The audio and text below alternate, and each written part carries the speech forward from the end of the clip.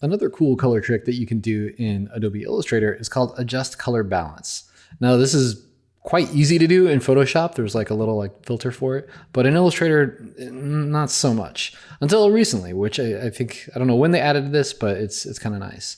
So what you want to do is start by selecting all of your artwork. And you know what, I'm gonna unlock our background color here. Yeah, there we go. So we can select that too, because I want to change everything, and you'll see what I mean here. So, ooh, we're getting these outlines from the layer. I'm also going to go to hide edges. So we have everything selected, but we just can't see the selection handles. Okay, cool. Now we're going to go back up to edit colors, and this time go down to adjust color balance. Now you're greeted with a much simpler interface here, and I'll walk you through what each of these kind of settings are. The first thing you want to do is make sure preview is checked. So if we change something, we can see what we're doing. This first one, global, is kind of just, well, it doesn't do a whole lot. You move it to the right and you're like, what is this? But you move it to the left and it starts tinting it. And we know that a tint means adding white to something. So if you want to soften something, you know, kind of dull it a little bit, brighten it, then go nuts, go tint all the way.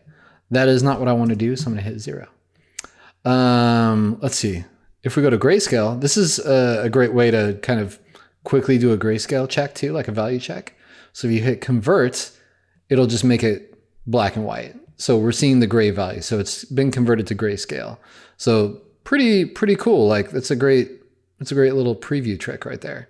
But from here, if you did want to convert your artwork to black and white for some reason, you could, you know, either have it be brighter or kind of have it be darker. So this is kind of like your threshold of gray right here. All right. But I don't want to do that either. Let's go to RGB. Now this is where the real fun stuff happens. And you will notice right away that a little bit in changing these values goes a long way. Now to see any real action, you want to hit this convert checkbox. So now we're working with red, green, and blue and everything we have selected in this image here. Okay, so let's say we wanted to make this warmer. Well, maybe we would add red to it. So maybe we just add a little bit of red, and you can already tell like it's kind of warming up a little bit. Everywhere, every color in here is getting red added to it by a factor of whatever number we put here. So if you do like a little bit, it's like, cool, it's kind of warm. And if you do a lot, you're like, oh, it looks like sunset. And then if you do a whole lot, then it kind of ends up looking like everyone's on fire.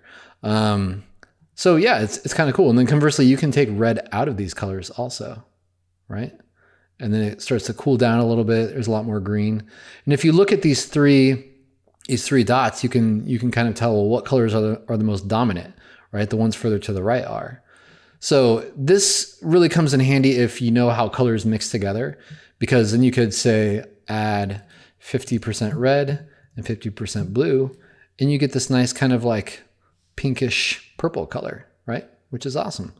And then if you do the opposite, you go negative right here, and you get a very, very deep green, because green is in the lead, so to speak. But you can combine these in a lot of different ways. So if we just kind of leave that at -50, and I think we had blue at 50 before, we get a nice, really cool blue looking thing going on. And maybe we add some green to it and it gets a little teal. Maybe we pull green out and it's like, hey, this is mostly purple, because there's a little bit of red, but a lot of blue going on. So you can play around with this and really kind of dial stuff in. Maybe you want to like really soften it a little bit just by adding a lot of blue. You can do that too, you know.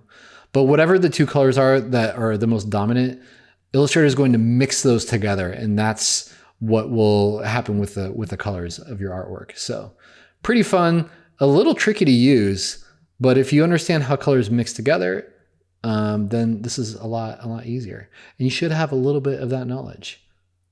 So cool. That's adjust color. I'm just gonna warm it up a little bit because I like it. Boom.